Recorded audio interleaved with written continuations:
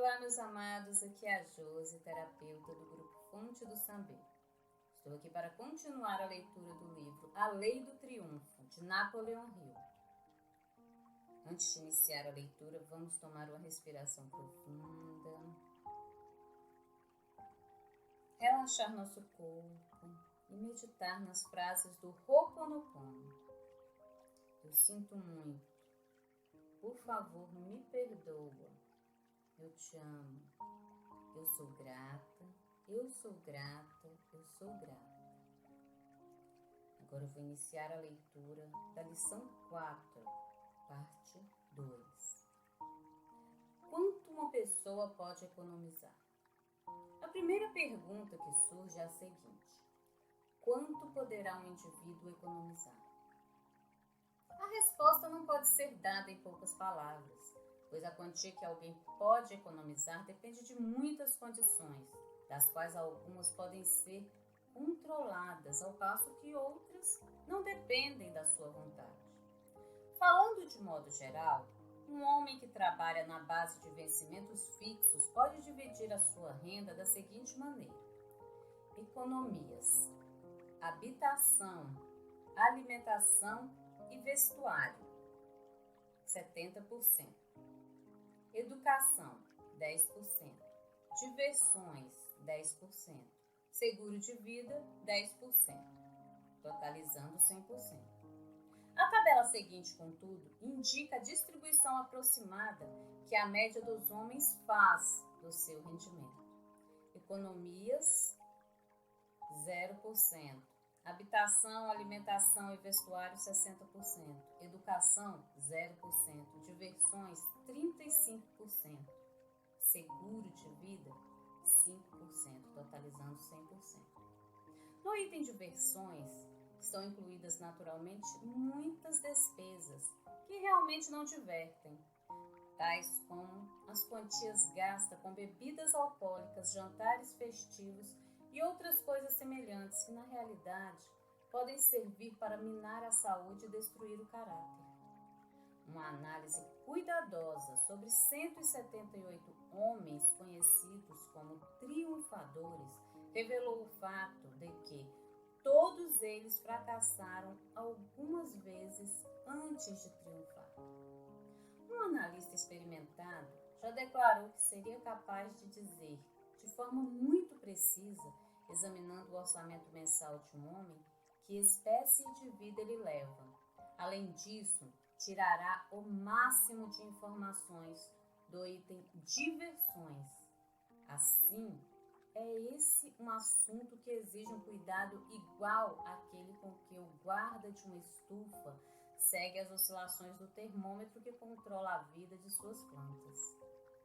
Todos os que fazem orçamento de despesas incluem, muitas vezes, um item intitulado distrações, que na sua maioria desfalcam tanto a bolsa como a saúde.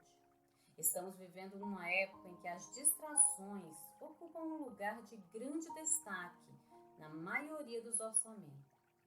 Dezenas de milhares de pessoas que não ganham mais de $50 por semana gastam mais de um terço do ordenado no que chamam diversões, na forma de bebidas, com um rótulo duvidoso e que custam de $6 a $12. Essas pessoas insensatas não somente gastam o dinheiro que podia contribuir numa boa economia, mas ainda, o que é pior, estão destruindo o caráter e a saúde.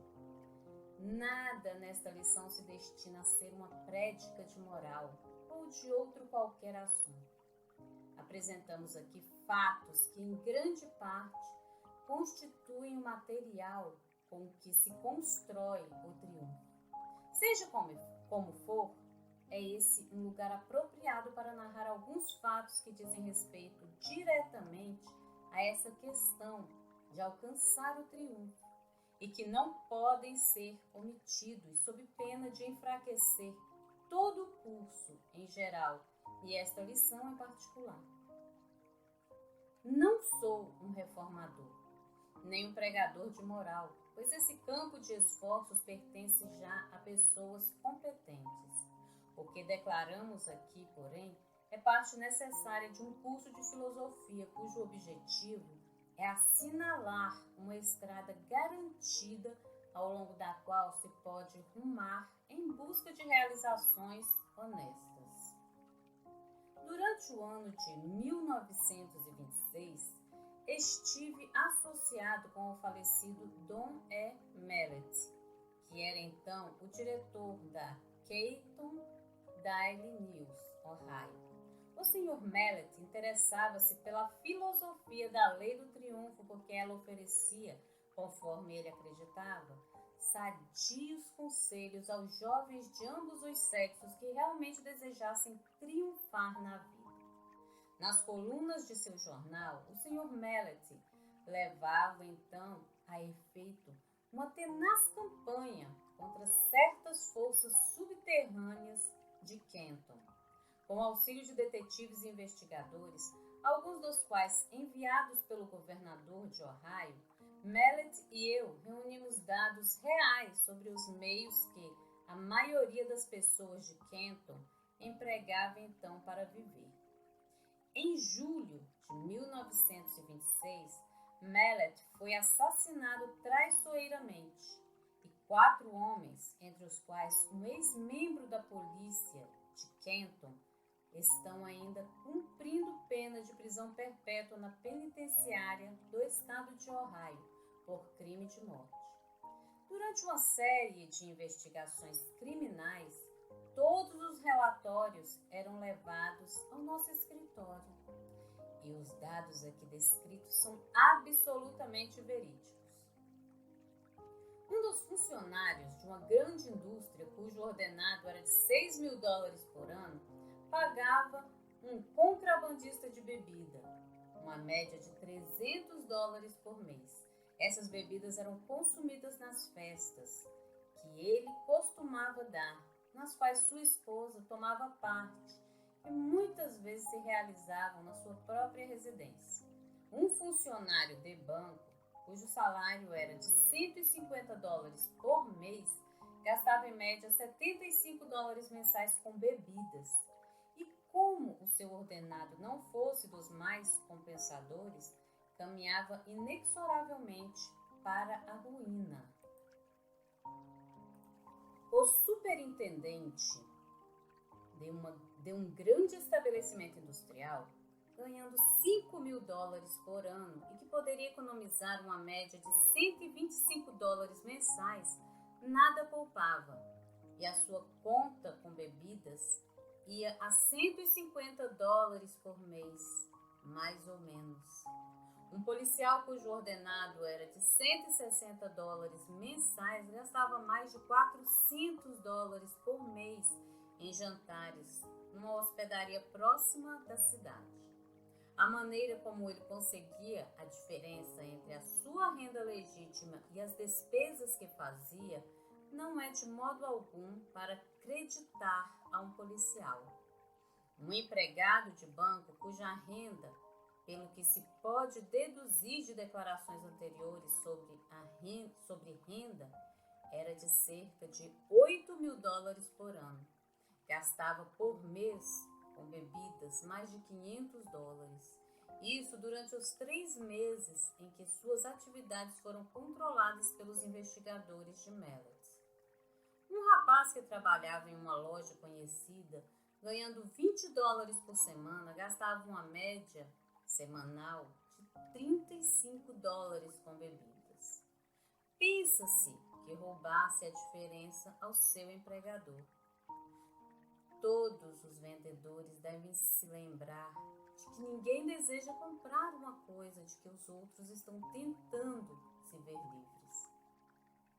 Um vendedor de apólice de seguro de vida, cujos vencimentos não se puderam calcular bem, pois trabalhava na base de comissões, gastava em média $200 mensais no fornecedor de bebidas. Não apresentava nota alguma de economia e presumiu-se que não possuía nenhuma, o que foi confirmado, pois dentro em pouco a companhia o denunciou e fez prender como suspeito de apropriação indébita de fundos. Sem dúvida, gastava o dinheiro que devia entregar à companhia.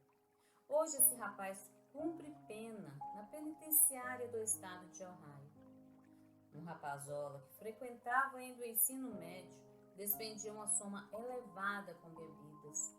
Quanto era realmente, não foi possível apurar, visto não ter sido registrado pelo fornecedor. Mais tarde, os pais desse jovem tiveram de prendê-lo para salvá-lo de si próprio.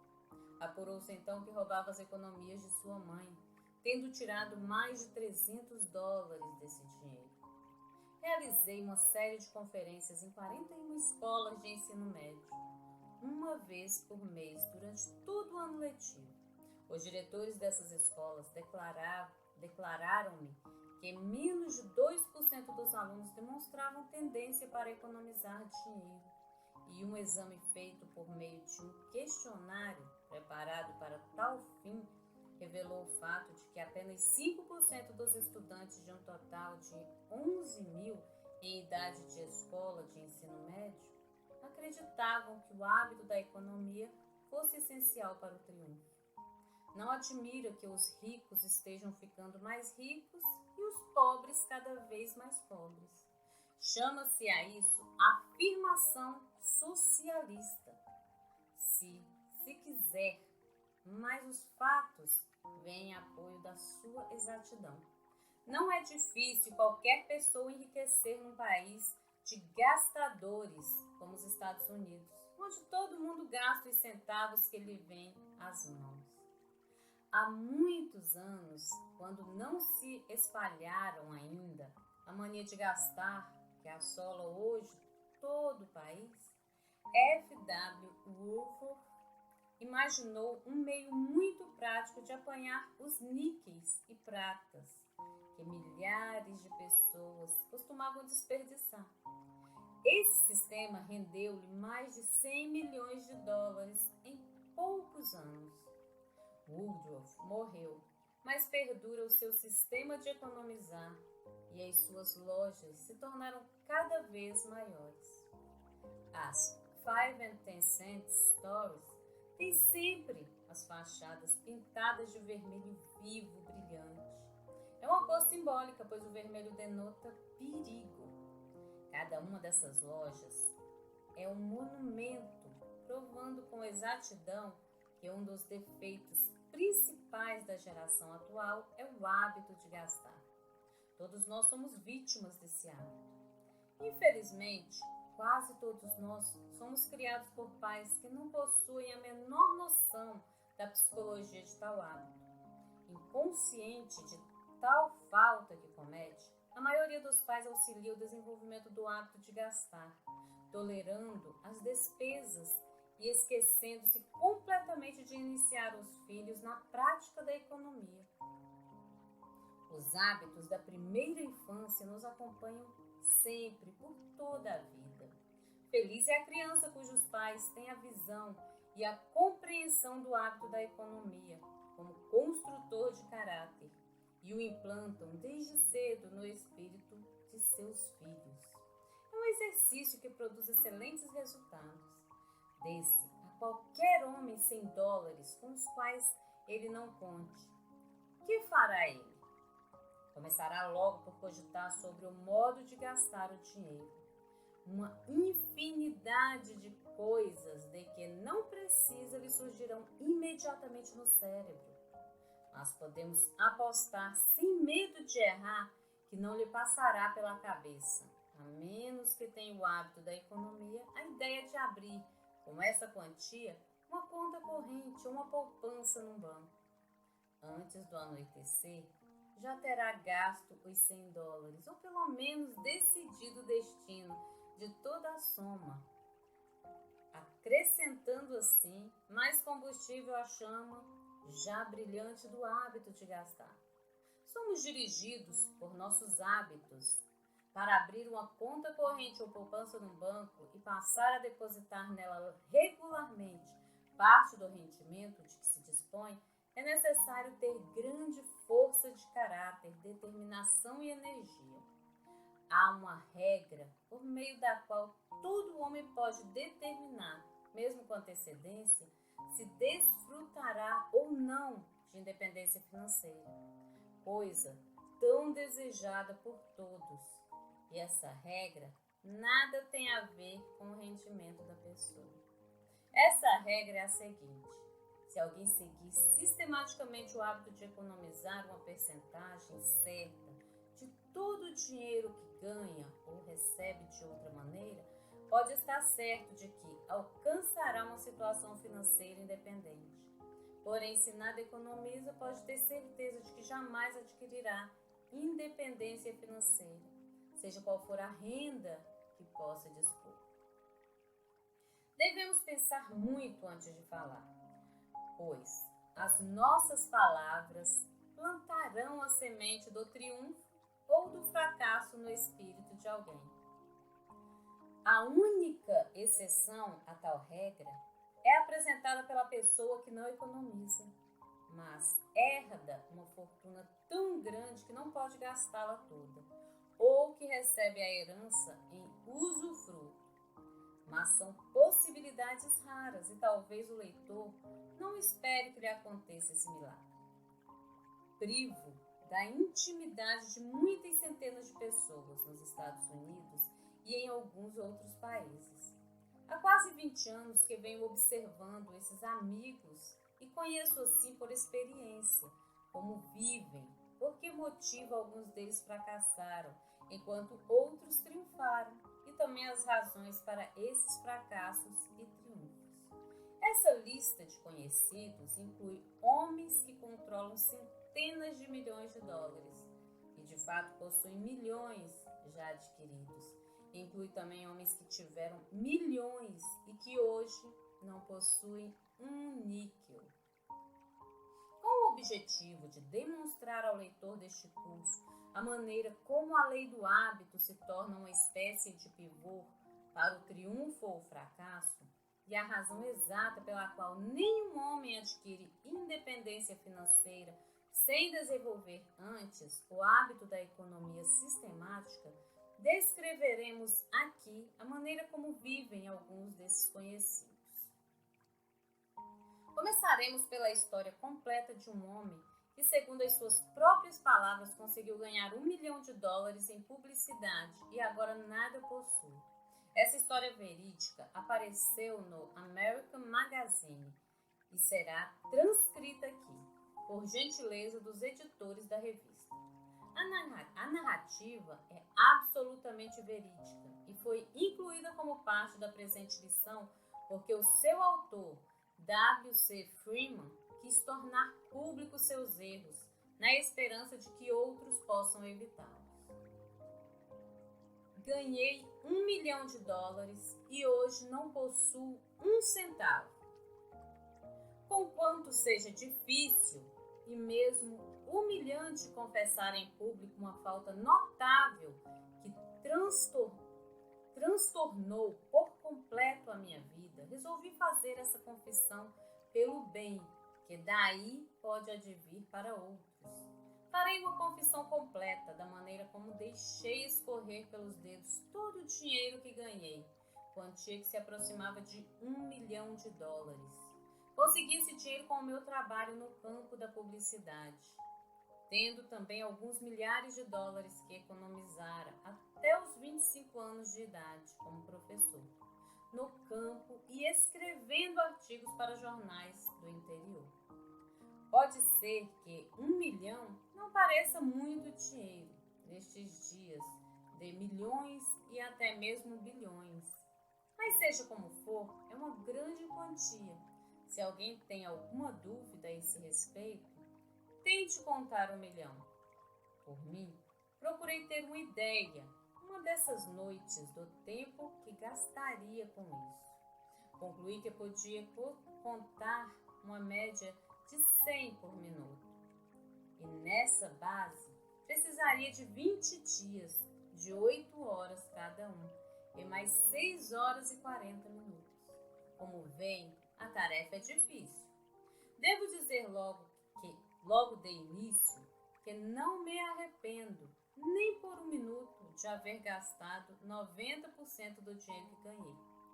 Desejar a volta desses 90% me daria a impressão de que teria querido negar à minha família e aos amigos inúmeros prazeres.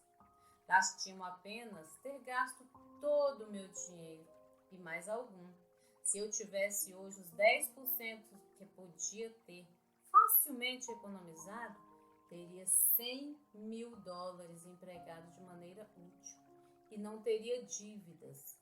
Se tivesse esse dinheiro, me sentiria rico e não tenho dúvida quanto a isso, pois nunca ambicionei acumular dinheiro com o fim de vê-lo empilhado. As aulas e as correspondências para jornais me trouxeram alguns cuidados e responsabilidades que enfrentei de maneira otimista. Casei-me aos 21 anos com absoluta aprovação das duas famílias, as quais acreditavam piamente na doutrina empregada por Harry Ward Becker, de que os casamentos de jovem são os bons. Exatamente um mês depois do meu casamento, meu pai morreu em circunstâncias trágicas. Foi asfixiado pelo gás. Fora educador durante toda a sua vida e um dos melhores educadores, mas não juntara dinheiro. Com o seu desaparecimento, compreendemos que devíamos permanecer unidos e prosseguir de qualquer maneira. Minha esposa e eu ficamos morando com minha mãe e minha única irmã. Minha mãe, que era uma mulher de inteligência excepcional, ajudara meu pai na escola até a época do meu nascimento. Resolveu tomar como pensionista um casal conhecido, velhos amigos da família. Minha mãe era perita na arte culinária e os seus quitutes eram famosos nas redondezas. Mais tarde, duas senhoras conhecidas vieram também morar conosco, de modo que a nossa renda aumentou. Minha irmã tomou a seu cargo uma classe de jardim de infância que funcionava no salão da nossa casa. Minha esposa contribuía para a sua parte, costurando e consertando toda a roupa da casa. Vivemos assim dias felizes. Ninguém em casa era desperdiçado ou tinha tendências para a extravagância, exceto eu próprio, que sempre tivera certa inclinação para ser um tanto liberal em matéria de dinheiro. Quando nasceu o meu primeiro filho, um menino, todos pensamos que as portas do céu haviam se aberto para nós. Os pais da minha mulher, que nutriam o mais sincero interesse por nós e estavam sempre prontos para nos auxiliar, sentiram-se igualmente felizes com o nascimento do primeiro neto. Meu cunhado, muito mais velho do que minha mulher e solteirão, não podia a princípio compreender a alegria de todos nós, porém mesmo ele, dentro de pouco, começou a rodear o pequeno e a lhe fazer agrados, a ponto de um bebê transformar uma casa. Intercalo tais detalhes na minha história apenas para acentuar a maneira como vivemos naqueles primeiros tempos. Eu não tinha oportunidade para gastar muito e, contudo, sentia-me tão feliz como nunca me havia sentido. O mais estranho em tudo isso é que a experiência daqueles dias não me ensinou o valor do dinheiro. Se houve algum dia uma pessoa que tivesse tido uma lição prática para guiá-lo no futuro, essa pessoa de certo fui eu. Mas deixe-me contar-lhe de que maneira me afetou essa experiência prematura. O nascimento de meu filho trouxe-me inspiração para ganhar mais do que ganhava, ensinando e escrevendo artigos para jornais. Não queria dar à minha mulher, à minha mãe e à minha irmã a impressão de que continuariam indefinidamente a contribuir para manter a casa, porque deveria um homem como eu, forte e sadio como sempre fui e com certa capacidade de ganhar dinheiro, contentar-se sendo um simples raio da roda, em vez de ser a roda inteira. Por que não proveria inteiramente as necessidades da família? Seguindo o meu desejo de ganhar mais, dediquei-me ao comércio de livros, além do trabalho habitual. Finalmente, abandonei o ensino e concentrei-me nas duas outras atividades. O meu negócio de livros levou-me um dia a Bridgestone, Nova Jersey. Foi ali que comecei realmente a ganhar dinheiro. Precisava estar sempre fora de casa, mas o sacrifício era bem compensador, pois os lucros eram animadores. Ganhei em algumas semanas o dinheiro necessário para enviar à minha família uma quantia maior do que a que ele fornecera durante um ano inteiro com trabalho na escola e os artigos para os jornais. Depois de firmar-me na zona de Bridgestone, interessei-me por um jornal daquela cidade, o Morning Star. Pareceu-me que o editor do jornal precisava de um auxiliar. Procurei-o e disse-lhe isso. Ele me respondeu: por Deus, rapaz, como poderei contratá-lo se não ganho bastante para viver? É justamente por isso que o procuro, disse-lhe eu. Creio que juntos poderemos transformar o Star, fazer dele um jornal triunfante. Vou dizer-lhe o que pretendo fazer. Trabalharei para o senhor durante uma semana, à razão de $1 por dia. No fim da semana, se tiver feito bons negócios, o senhor passará a me dar $3 por dia. E se as coisas continuarem bem, na terceira semana me pagará $6 e assim por diante, até que o jornal renda o bastante para que o senhor possa me pagar $50 semanalmente. O editor concordou com a minha proposta. Ao fim de 2 meses eu recebia $50 por semana, e naquela época era considerado um grande salário. Compreendi então que começava a ganhar dinheiro, mas se desejava tanto o dinheiro, era apenas para dar conforto à minha família. $50 por semana representavam 4 vezes mais o que eu ganhava antes. Meu trabalho no Star abrangia a redação de editoriais, reportagens, redação e negócios de anúncios, que davam muito resultados. Revisão de provas, cobranças. Trabalhava sem parar durante toda a semana, mas não me sentia fatigado, pois era forte e além disso o trabalho me interessava. Fazia também correspondências para o New York Sun e o Philadelphia Record e o Trenton Times de Nova Jersey, e o que me dava uma média de $150 mensais, pois se tratava de uma boa região para jornais.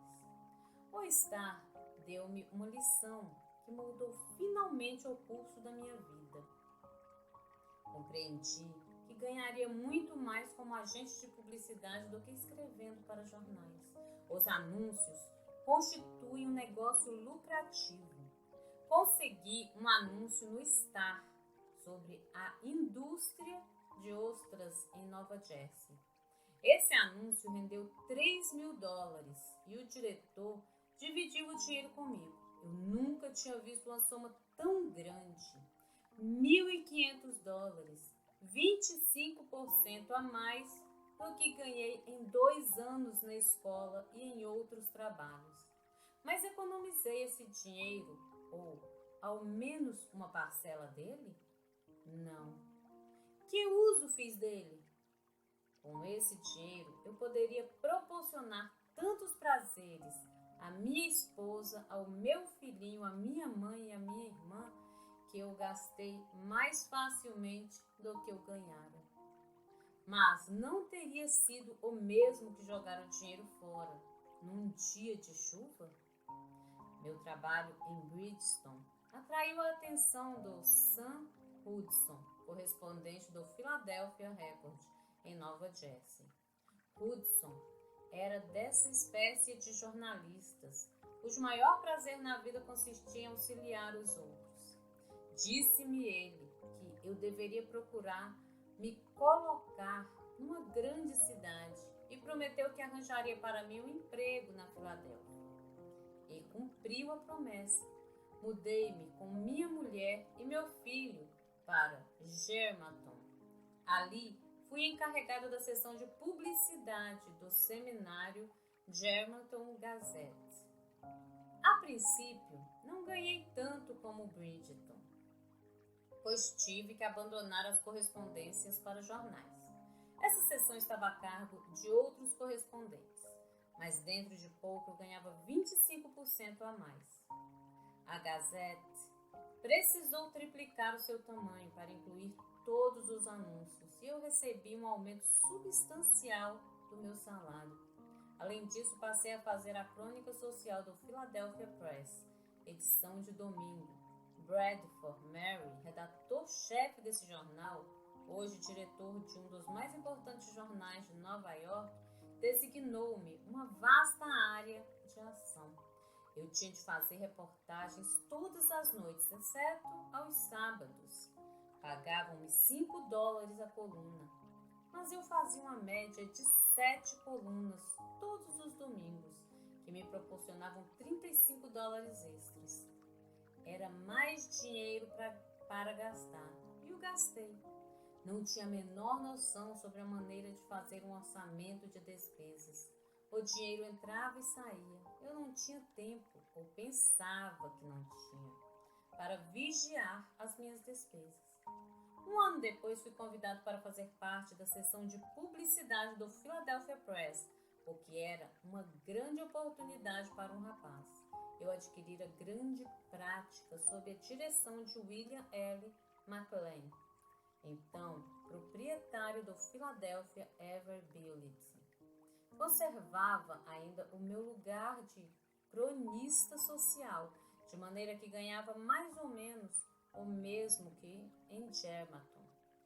Porém, o meu trabalho não tardou a despertar a atenção de James Elverson, editor do antigo Saturday Night and Golden Days, que acabara justamente de adquirir o Philadelphia Inquirer. Ofereceram-me a gerência do serviço de publicidade, que aceitei. Isso significava um grande aumento no meu salário, e logo depois minha família aumentou com o nascimento de uma filha.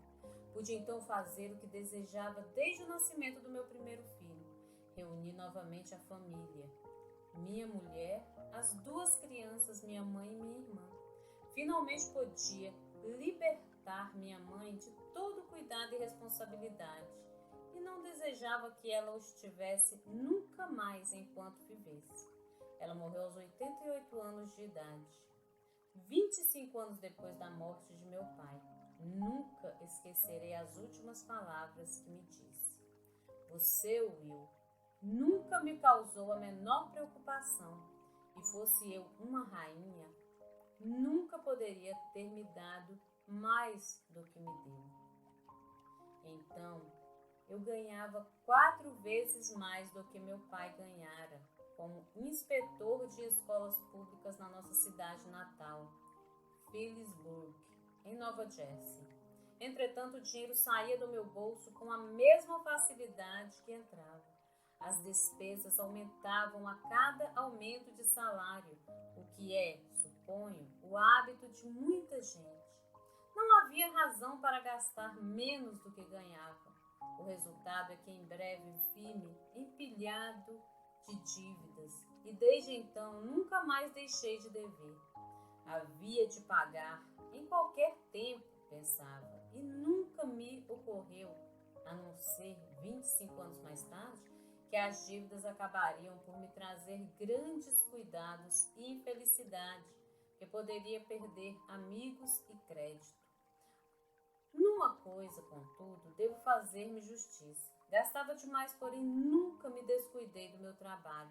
Sempre procurava mais trabalho para fazer e sempre o encontrava.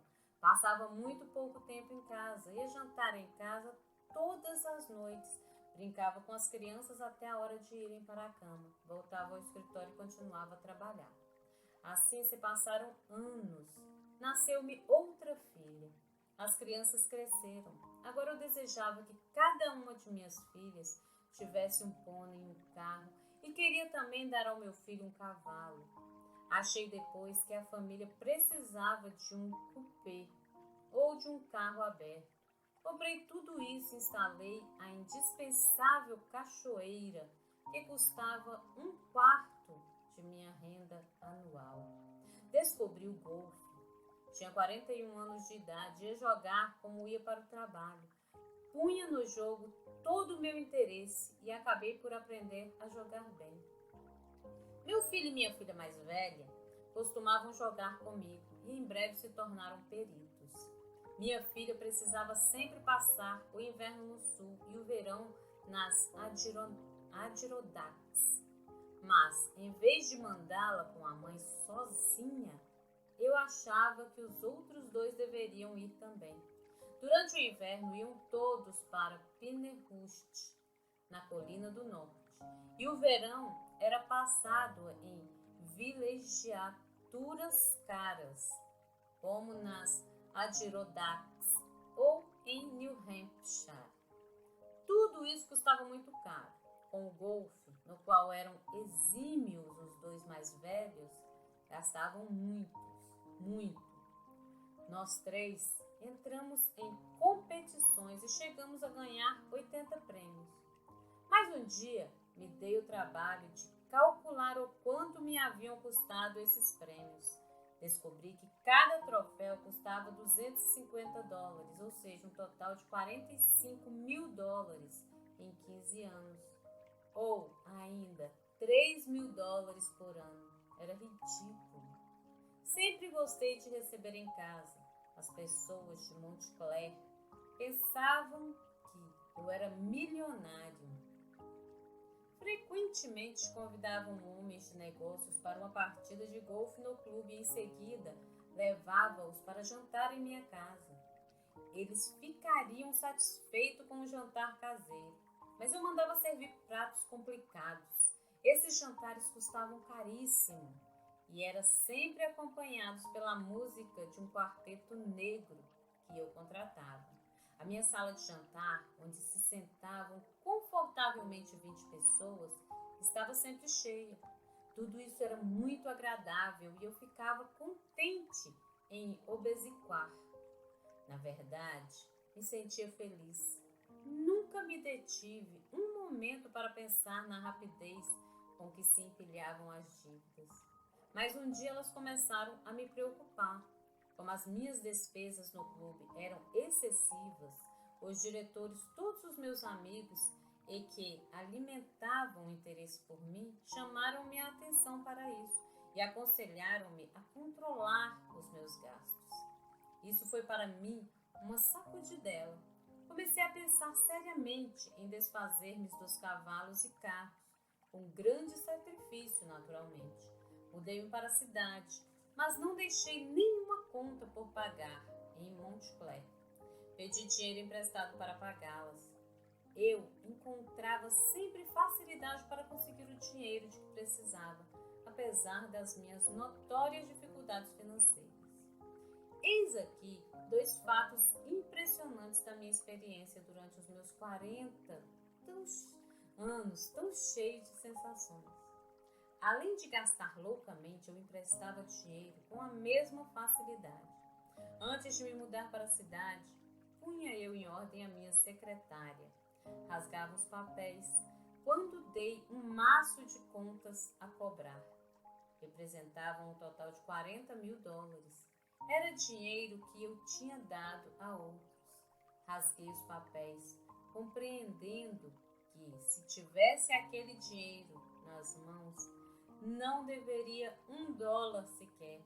Um comerciante muito próspero, a quem eu obsequiara várias vezes e que também retribuiu as minhas atenções, disse-me um dia: Billy, vou deixar de sair com você. Você está gastando demais comigo. Não posso retribuir as suas gentilezas. E tais palavras eram ditas por um homem que ganhava mais do que eu. E isso deveria me abalar, mas não. Continuei gastando da mesma maneira, pensando apenas que estava me divertindo, sem dar nenhuma importância ao futuro. Esse comerciante a que me refiro é hoje vice-presidente de uma das maiores instituições financeiras de Nova York e possui muitos milhões de dólares. Devia ter seguido o seu conselho. No outono de 1908, depois da minha desastrosa experiência de 6 meses em outro ramo de negócios, em seguida a minha demissão da organização Hertz, voltei à publicidade jornalística como gerente do New York Ever Mail. Conhecera na Filadélfia e o seu proprietário e diretor, Harry L. Stoddard, que era então correspondente político. Conquanto, preocupado com as dívidas, fiz o melhor trabalho da minha vida no Ever Mail. E nos 5 anos que ali trabalhei, ganhei tanto dinheiro como nunca havia ganhado antes.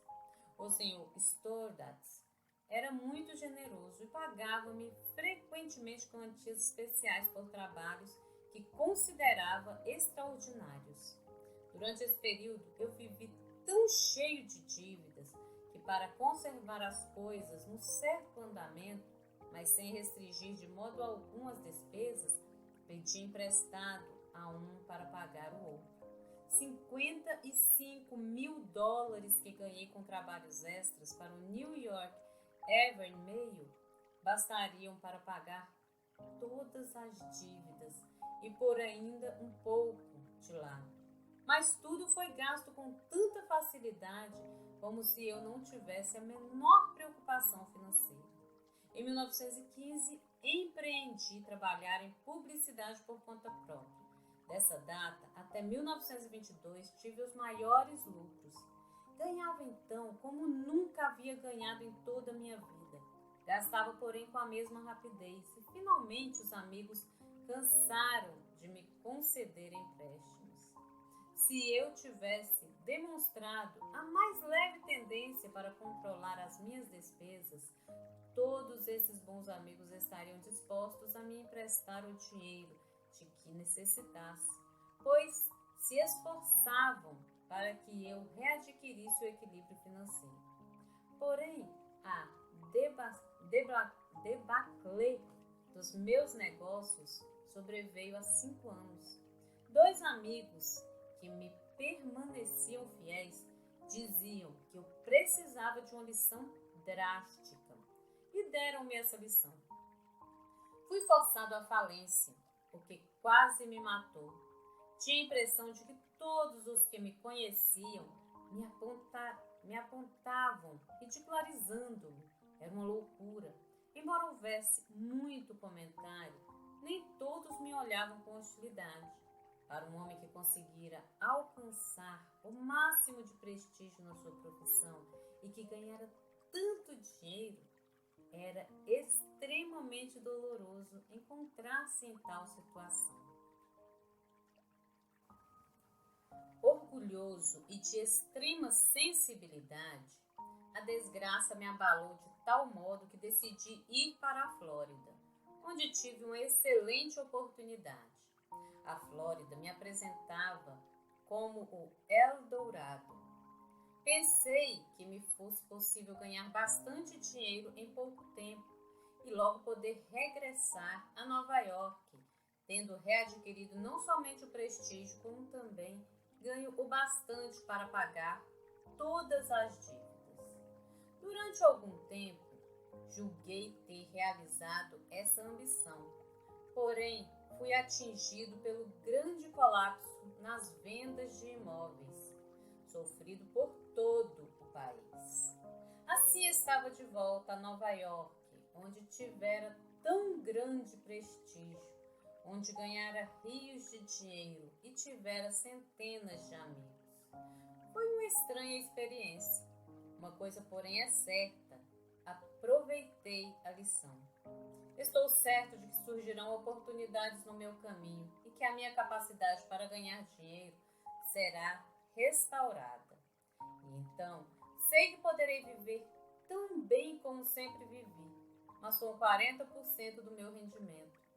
Dividirei os outros 60 em 2 partes, deixando 30 para pagar os meus credores e os outros 30 para seguros e economias. Se me deixasse abater pelos meus erros do passado, ou se enchesse o espírito de preocupação, não seria capaz de empreender a luta para me redimir. Sou muito grato às adversidades, porque apareceram na minha vida, pois elas me ensinaram a tolerância, a simpatia, o autocontrole, a perseverança e algumas outras virtudes que sem essas adversidades eu jamais conheceria. Além disso, seria um ingrato para com o Criador, que me dotou de uma saúde admirável. Poderá haver maior felicidade do que essa? Seria também ingrato à memória de meus pais, que me educaram em todos os preceitos da moral. Deixaria de ter o incentivo e o apoio que tenho encontrado em grande medida em centenas de homens de negócios e bons amigos que me auxiliaram a construir uma excelente reputação no meu campo profissional. Essas lembranças são o sol que ilumina a minha vida. Farei uso delas como meio para preparar futuras realizações. Com bastante saúde, uma fé sem desfalecimentos, uma energia inquebrantável, um otimismo incessante e uma confiança ilimitada em que é possível a um homem vencer a sua luta, mesmo que só bastante tarde na vida venha a compreender a espécie de tática que deve empregar. Pode haver outra razão que nos detenha, a não ser a morte? A história do Sr. Freeman poderia ser a de milhares de outros homens que nada economizaram, com a exceção única de nem sempre os seus rendimentos atingirem a tão grande soma. A maneira de viver, o modo de gastar dinheiro e as razões para gastar, tal como foram descritas nessa história, demonstram a maneira como trabalha o cérebro dos gastadores. Uma compilação de estatísticas sobre o rendimento e as despesas de 16 mil famílias, cujos chefes foram analisados por nós, revelou alguns fatos que serão de grande auxílio para quem quer que deseje fazer um orçamento de renda e despesa, uma base prática, que seja segura e econômica. A média da renda nesses casos oscilou entre 100 e 200 dólares por mês. O orçamento dentro dessas duas quantias deveria ser o seguinte: uma família de 2 pessoas cuja renda seja de 100 dólares por mês deveria economizar de 10 a 12 dólares mensalmente.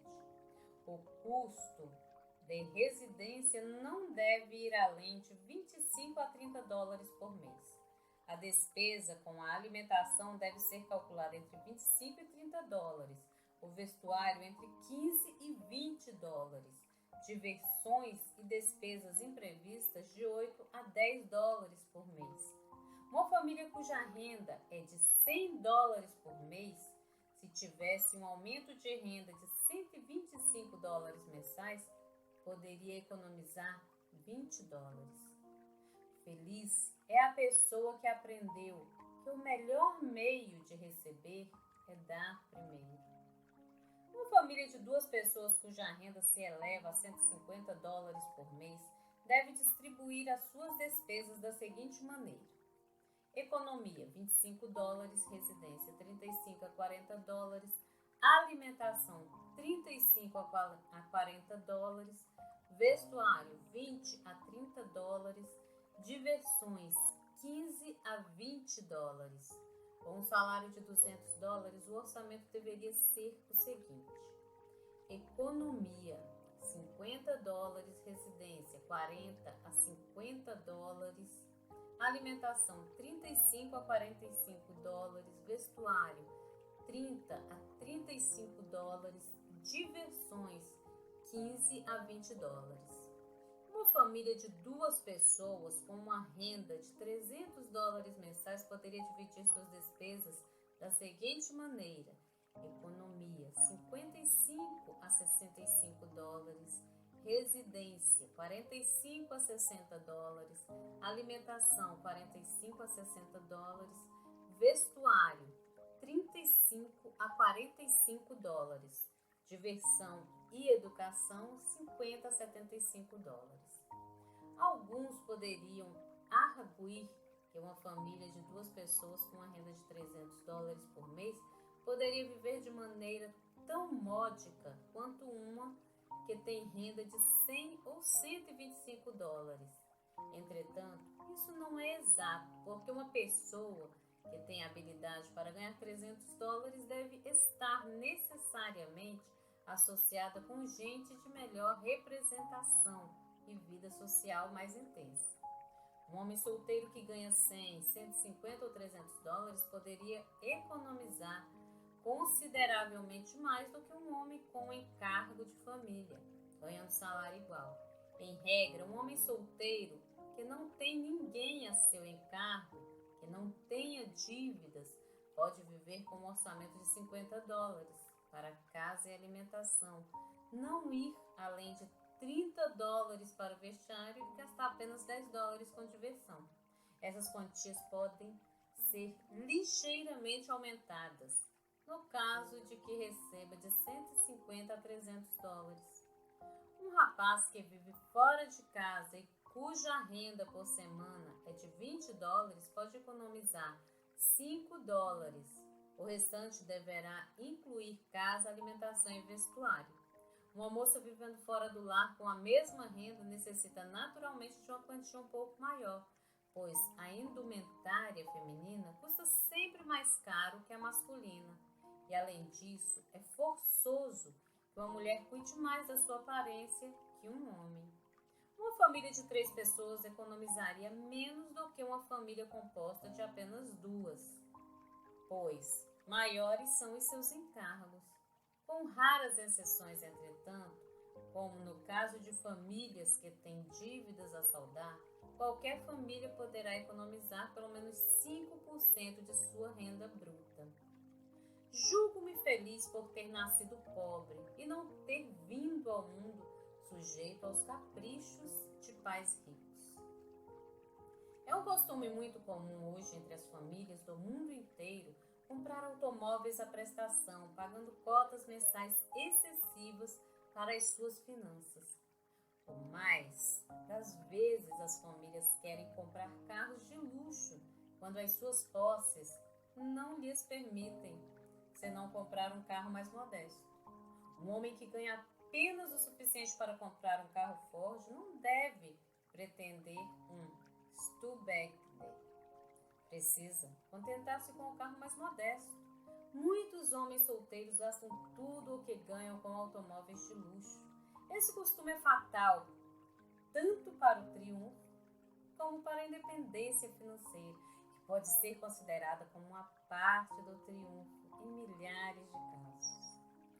As vendas, a prestação, tornaram-se tão comuns.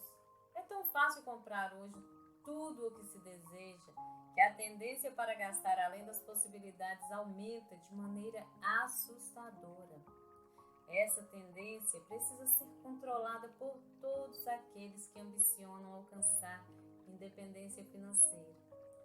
Isso é coisa que está ao alcance de toda e qualquer pessoa que deseja tentar. Um outro mal, que é ao mesmo tempo uma bênção, é o fato de serem os Estados Unidos um país muito próspero. Ganha-se dinheiro com grande facilidade e por isso mesmo, quando não se tem cuidado, ele se vai com maior facilidade ainda. Desde o começo da Guerra Mundial, tem havido uma procura sempre crescente de artigos manufaturados nos Estados Unidos. E essa prosperidade tem contribuído para desenvolver a falta de cuidado nos gastos. Não há virtude alguma em querer igualar o passo com o vizinho, quando isso significa sacrifício do hábito de economizar uma quantia determinada do rendimento. Afinal de contas, é muito melhor ser considerado às vezes um pouco atrasado do que passar toda a juventude e a idade madura sem economizar e chegar à velhice sem ter adquirido o hábito da economia sistemática. É melhor fazer sacrifícios na mocidade do que ser obrigado a fazê-lo mais tarde, como acontece com todos os que se descuidaram de desenvolver o hábito da economia. Tem sido provado numerosas vezes que as pessoas que adquiriram o hábito de economia têm sempre preferência para os cargos de responsabilidade. Assim, a economia não somente traz grandes vantagens do ponto de vista do trabalho preferido, não somente proporciona um aumento na conta corrente ou na poupança, como também aumenta na nossa capacidade para ganhar dinheiro. Qualquer comerciante preferirá empregar uma pessoa econômica, não somente porque a pessoa faz economia, mas também pelas características que apresenta como um indivíduo mais eficiente. Há muitas firmas que adotam o sistema de não admitir como empregados pessoas que não economizem. Todas as empresas comerciais, sem exceção, deviam adotar o mesmo costume, exigindo dos seus empregados o hábito de economizar. Isso seria uma felicidade para milhares de pessoas, que assim teriam força de vontade suficiente para desenvolver esse hábito desejável. Henry Ford foi ainda mais longe, talvez mesmo com mais expediente, induzindo seus empregados não somente à economia, mas a gastar o que gastam de modo sábio, vivendo de maneira sadia e econômica. O homem que leva os seus empregados ao hábito da economia é um filantropo prático. Nada existe tão humilhante que acarrete tanto sofrimento e angústia como a pobreza na velhice. Quando o trabalho do indivíduo já não tem aceitação e ele é forçado a voltar-se para os parentes ou para as instituições de caridade. Conviria que um sistema de orçamento fosse mantido por todas as pessoas, tanto casadas como solteiras, mas nenhum orçamento dará resultado se a pessoa que experimenta não tiver coragem para cortar despesas com itens tais como vida social e diversões. Se uma pessoa é tão pouco dotada de força de vontade a ponto de se julgar obrigada a acompanhar o passo dos ricos que formam a sua roda social e cujo rendimento é muito maior, ou que gastam loucamente tudo o que ganham, então nenhum sistema de orçamento adiantará coisa alguma. Formar o hábito de economia significa que, pelo menos até certo ponto, a pessoa precisa isolar-se de todos, exceto de um grupo de amigos sinceros que não exigem obséquios especiais. Confessar que nos falta coragem para cortar despesas, de modo a poder economizar dinheiro, mesmo que seja uma quantia pequena, equivale a confessar que nos falta a espécie de caráter que conduz ao triunfo.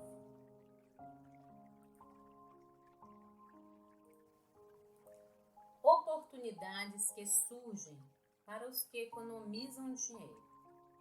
Há alguns anos, foi para a Filadélfia, procedente de um distrito agrícola da Pensilvânia, um homem que foi trabalhar numa tipografia. Um dos seus companheiros possuía algumas ações de uma companhia de empréstimos e construções e tinha o hábito de economizar $5 por semana. Por meio dessa economia, esse rapaz, influenciado por companheiro, abriu uma caderneta na referida firma. No fim de 3 anos, havia economizado $900. A tipografia, contudo, entrou em dificuldades e estava a ponto de falir. O rapaz salvou-a com os $900 que havia economizado em pequenas parcelas e, em troca desse auxílio, passou a ser sócio na casa, estabelecendo assim um sistema de economias.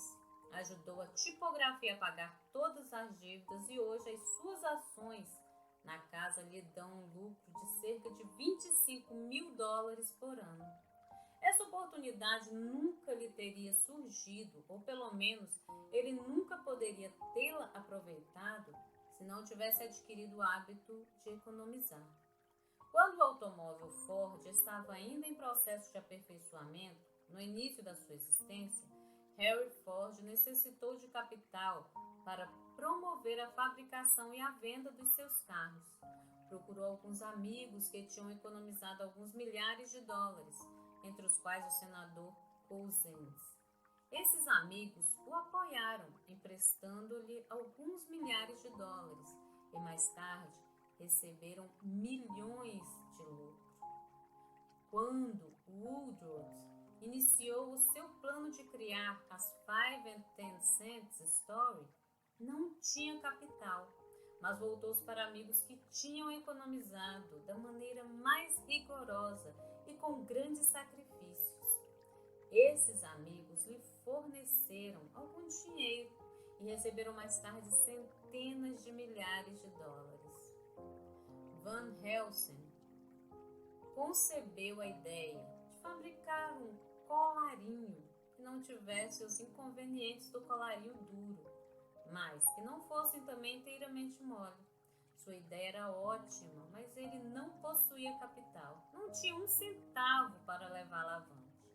Voltou-se para amigos que tinham algumas centenas de dólares. E os colarinhos Van Helsing enriqueceram a todos. O amor e a justiça são os verdadeiros árbitros de todas as contendas. Os fundadores do estabelecimento El Producto Cigar tinham pouco capital.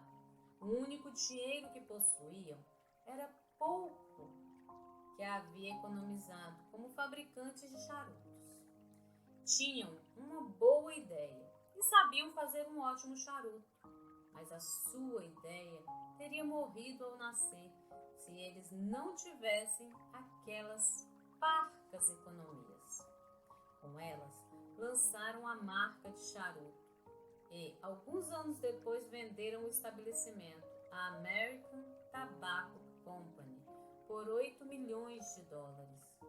Assim, podemos estar certos de que todas as grandes fortunas tiveram o seu início num hábito bem desenvolvido de fazer economia. John D. Rockefeller era um guarda-livros comum.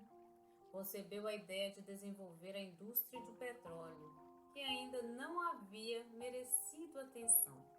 Necessitava de capital para isso, e como tinha o hábito de economizar, provando assim que podia zelar pelo capital alheio, não encontrou dificuldades para conseguir emprestado o dinheiro de que precisava. Pode-se declarar com toda certeza que a base real da fortuna de Rockefeller está no hábito de ele desenvolver na época em que trabalhava como guarda-livros, ganhando 40 dólares por mês. John J. Hill era um rapaz pobre que trabalhava como telegrafista, com um salário de 30 dólares por mês. Concebeu a ideia do Great Northern Railway, sistema de estradas de ferro perfeito, mas a ideia estava além das suas possibilidades financeiras. Contudo, havia adquirido o hábito de economizar um pouco do seu insignificante salário, e isso lhe tornou possível realizar uma viagem até Chicago, onde conseguiu interessar alguns capitalistas para o financiamento do seu plano. O fato de ter feito economia de tão pouco dinheiro foi o bastante para que todos confiassem nele como um homem capaz de zelar pelo dinheiro alheio. Muitos comerciantes não confiam o capital a um homem, a não ser que ele demonstre habilidade para cuidar do seu próprio dinheiro e aplicá-lo sabiamente. O teste, embora difícil para aqueles que não desenvolveram o hábito da economia, é, contudo, muito prático. Um rapaz que trabalhava numa impressora em Chicago quis um dia abrir uma tipografia e negociar por conta própria. Dirigiu-se ao gerente de uma fábrica de tipos e comunicou-lhe o seu desejo, dizendo-lhe que precisava de um crédito para adquirir uma impressora. alguns tipos e um pequeno equipamento. A primeira coisa que o gerente lhe perguntou foi se possuía alguma economia. Possuía sim. Do seu salário de $30 por semana, economizava a metade, e isso havia 4 anos. Conseguiu o crédito pedido. Mais tarde, obteve uma extensão de crédito e tornou-se o proprietário de uma das mais importantes impressoras de Chicago. Chama-se George B. Williams e é muito conhecido do autor deste curso. Muitos anos depois do caso que acabo de narrar, tornei-me amigo de Williams e no fim da Grande Guerra de 1918 procurei pedindo-lhe um empréstimo de alguns milhares de dólares a fim de editar o Golden Rule Magazine. Ele me perguntou imediatamente se eu tinha o hábito de economizar. Apesar de todas as minhas economias terem sido gastas na guerra, o mero fato de ter o hábito de economizar me garantiu a concessão de um crédito de mais de $30 mil.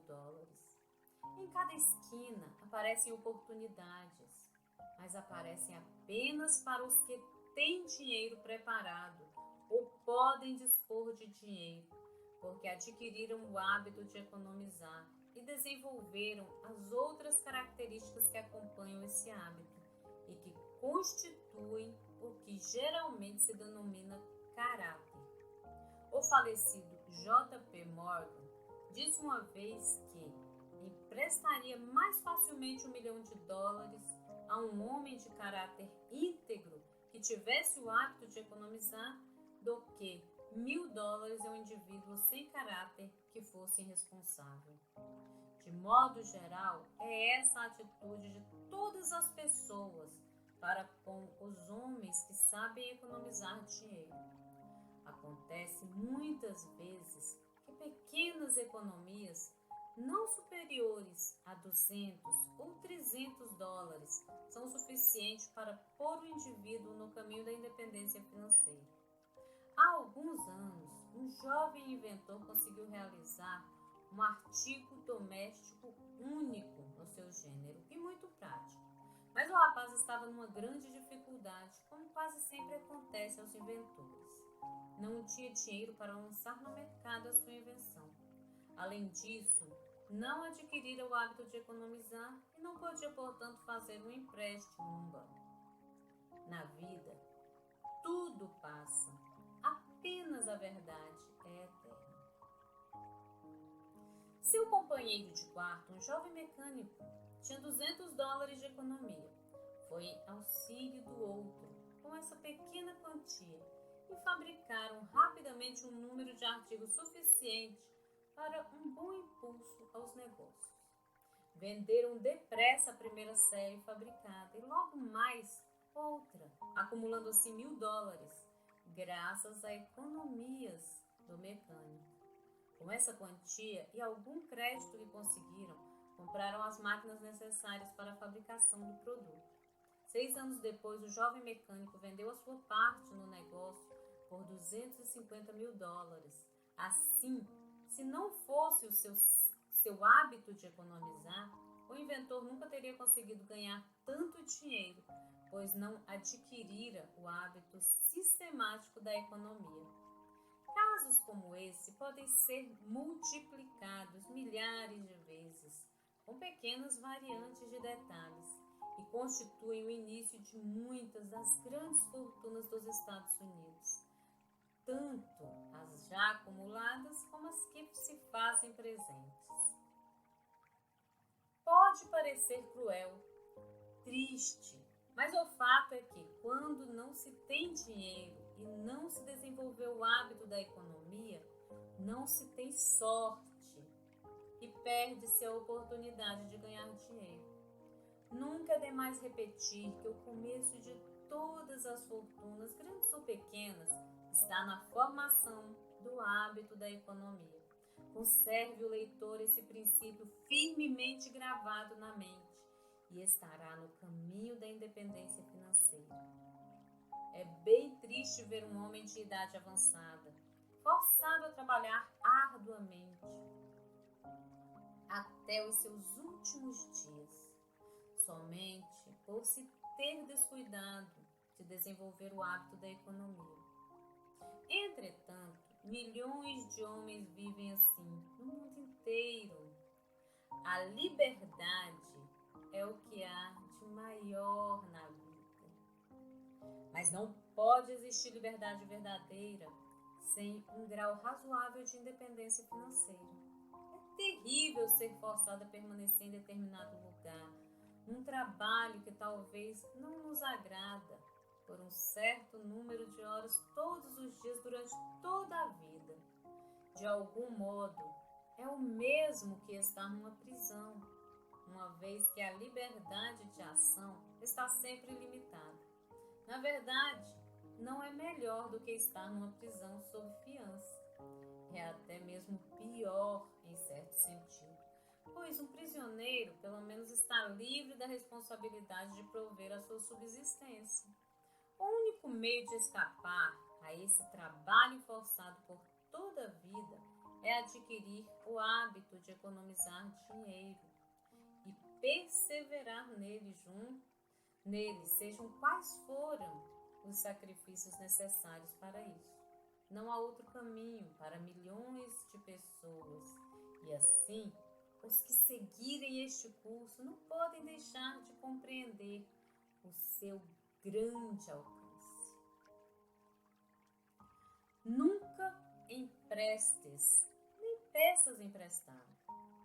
Com um empréstimo, muitas vezes se perde um amigo.